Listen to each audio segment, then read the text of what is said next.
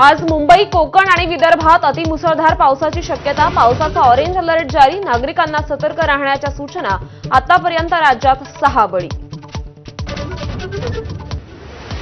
कोकणात पावसाचं थैमान. जगबुडी नदीने ओलांडली धोक्याची पातळी. चिपळूणमध्ये सार्वजनिक बांधकाम विभागाच्या कार्यालयात पावसाचं पाणी.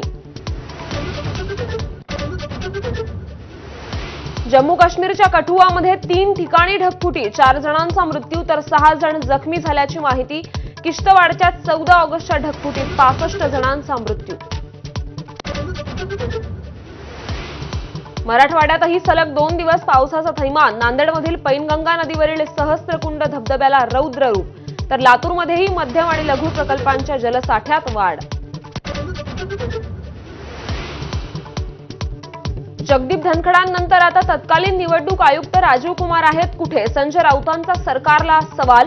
तत्कालीन आयुक्तांनी गद्दारांना चिन्ह दिल्याचाही राऊतांचा निशाणा.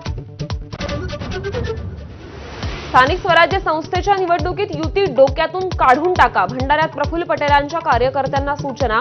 राष्ट्रवादीकडून स्वबळावर लढण्याची चाचपणी सुरू असल्याच्या चर्चांना जोर.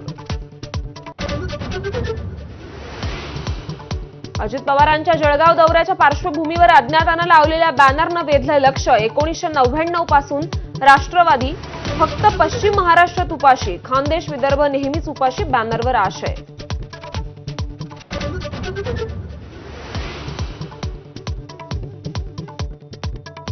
खुर्चीवर बसून अंगविक्षेप करत गाणं गायल्यानं नांदेड उमरीचे तहसीलदार प्रशांत थोरात निलंबित. व्हिडिओ सोशल मीडियावर व्हायरल झाल्यानंतर महसूल मंत्री चंद्रशेखर बावनकुळेंची कारवाई. राहुल गांधी यांची आजपासून बिहारमध्ये मतदार अधिकार यात्रा. 38 पैकी 25 जिल्ह्यांमधून जाणार यात्रा. तर 1 सप्टेंबरला होणार सांगता सभा. तेजस्वी यादवांसह अनेक नेते होणार सहभागी.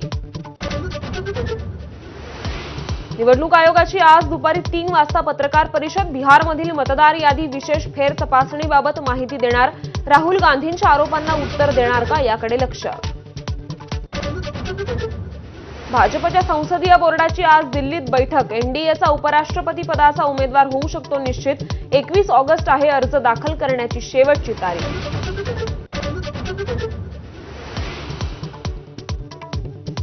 युट्यूबर आणि बिग बॉसचा कंटेस्टंट एल्विश यादवच्या गुरुग्राम मधल्या घरावर 3 अज्ञातांचा गोळीबार. पहाटे 5 वाजता 12 वेळा गोळीबार. हल्ल्यावेळी एल्विश यादव नव्हता घरी.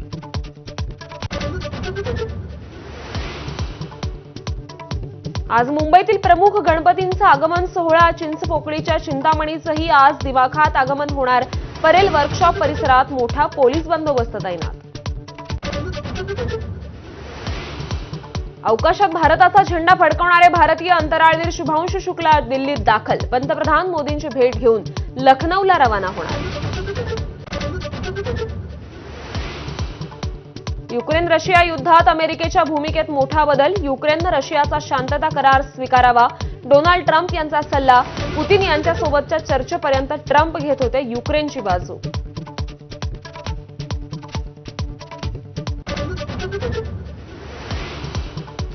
नमस्कार, मी श्रुती कुलकर्णी. आपण पाहताय दुपारच्या बातम्या. या बुलेटिन